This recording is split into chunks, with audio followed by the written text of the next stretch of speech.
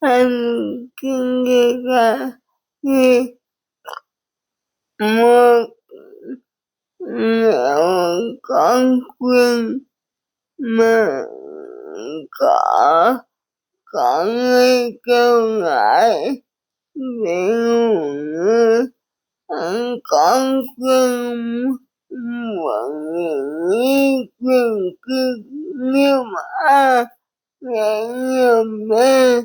mà không có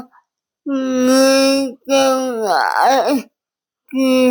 rất vất vả. Game